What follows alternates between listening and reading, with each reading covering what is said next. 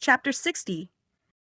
Elizabeth's spirits soon rising to playfulness again, she wanted Mr. Darcy to account for his having ever fallen in love with her. "How could you begin?" said she. "I can comprehend your going on charmingly when you had once made a beginning, but what could set you off in the first place? I cannot fix on the hour, or the spot, or the look, or the words which laid the foundation. It is too long ago. I was in the middle before I knew that I had begun. My beauty you had early withstood, and as for my manners, my behavior to you was at least always bordering on the uncivil, and I never spoke to you without rather wishing to give you pain than not. Now be sincere. Did you admire me for my impertinence? For the liveliness of your mind, I did. You may as well call it impertinence at once. It was very little less. The fact is that you were sick of civility, of deference, of officious attention. You were disgusted with the women who were always speaking and looking and thinking for your approbation alone. I roused and interested you because I was so unlike them. Had you not been really amiable, you would have hated me for it.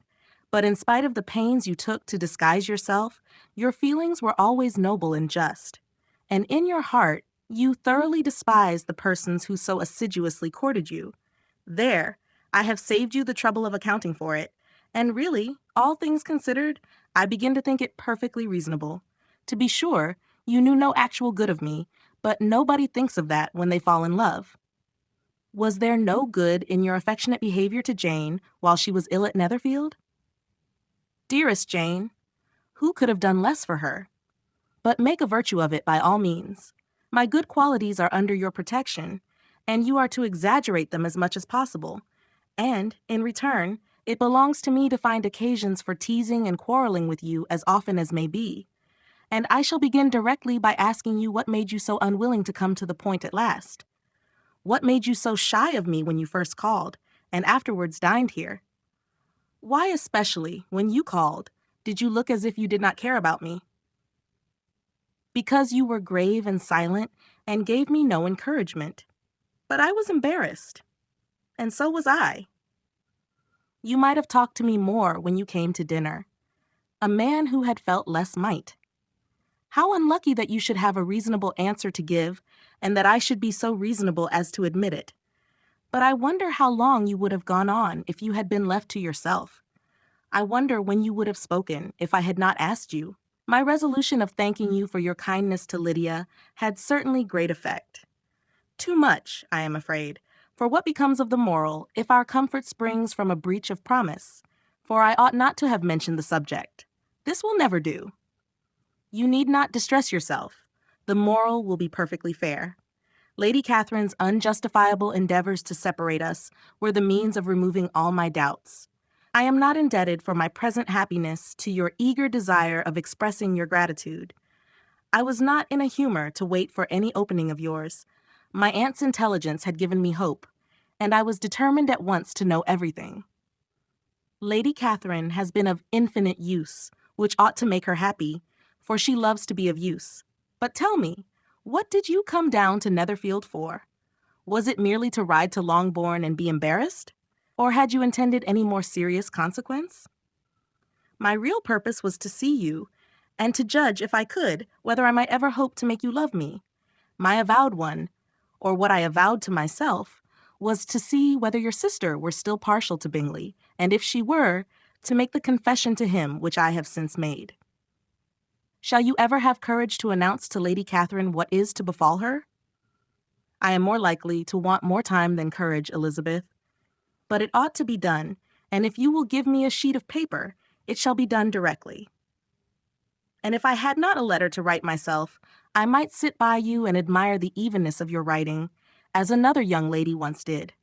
But I have an aunt, too, who must not be longer neglected.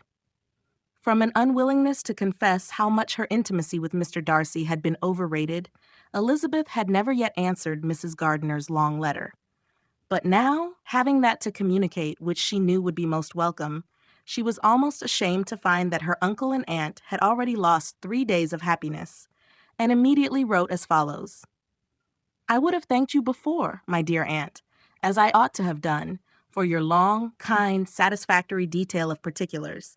But to say the truth, I was too cross to write. You supposed more than really existed. But now suppose as much as you choose. Give a loose rein to your fancy, indulge your imagination in every possible flight which the subject will afford, and unless you believe me actually married, you cannot greatly err.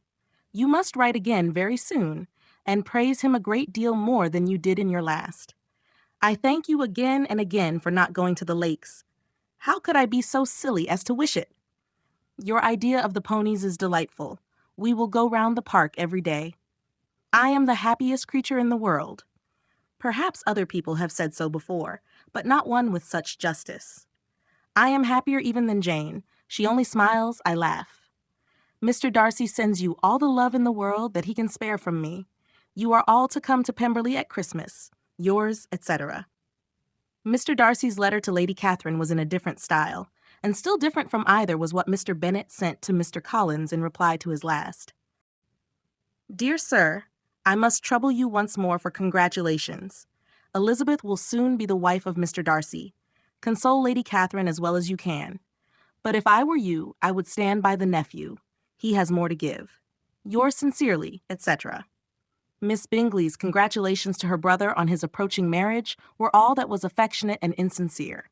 She wrote even to Jane on the occasion to express her delight and repeat all her former professions of regard. Jane was not deceived, but she was affected, and, though feeling no reliance on her, could not help writing her a much kinder answer than she knew was deserved. The joy which Miss Darcy expressed on receiving similar information was as sincere as her brother's in sending it. 4 sides of paper were insufficient to contain all her delight and all her earnest desire of being loved by her sister. Before any answer could arrive from Mr. Collins, or any congratulations to Elizabeth from his wife, the Longbourn family heard that the Collinses were come themselves to Lucas Lodge. The reason for this sudden removal was soon evident. Lady Catherine had been rendered so exceedingly angry by the contents of her nephew's letter that Charlotte, really rejoicing in the match, was anxious to get away till the storm was blown over. At such a moment, the arrival of her friend was a sincere pleasure to Elizabeth, though, in the course of their meetings, she must sometimes think the pleasure dearly bought when she saw Mr. Darcy exposed to all the parading and obsequious civility of her husband. He bore it, however, with admirable calmness. He could even listen to Sir William Lucas when he complimented him on carrying away the brightest jewel of the country, and expressed his hopes of their all meeting frequently at St. James's, with very decent composure. If he did shrug his shoulders, it was not till Sir William was out of sight. Mrs. Phillips's vulgarity was another, and perhaps a greater tax on his forbearance, and though Mrs. Phillips, as well as her sister, stood in too much awe of him to speak with the familiarity which Bingley's good humour encouraged, yet, whenever she did speak, she must be vulgar. Nor was her respect for him, though it made her more quiet, at all likely to make her more elegant.